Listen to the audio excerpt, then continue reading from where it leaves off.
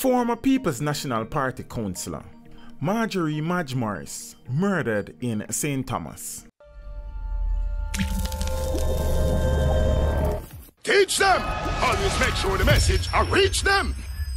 Following sharply on the heels of the violent stabbing death of Eastern Portland Member of Parliament Dr. Linvale Bloomfield at his Pasley Gardens home in Portland on Saturday, February the 2nd, another political figure aligned to the opposition People's National Party has been murdered, also at home, but this time it occurred in the southeastern parish of St. Thomas. Marjorie Morris, affectionately called Madge, a former PNP councillor in St. Thomas, was found murdered at her home along Albion Boulevard in the Albion community of Yallas on Sunday morning, February the 10th. The 67-year-old Morris represented the White Horses Division on the St. Thomas Municipal Corporation. According to the Corporate Communications Unit of the Jamaica Constabulary Force, about 6:30 a.m., residents reported hearing explosions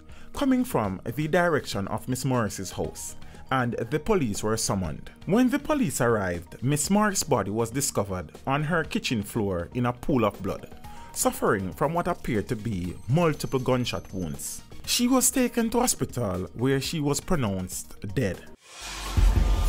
Teach them! Hey yo, hello! Send the message and make it reach them. It's teach them. Right here, Warlord representing. Thank you for watching. Please leave a comment below. Remember to like and share the video.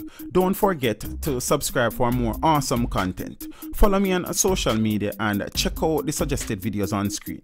This is Teach saying, until next time, walk good, my friends.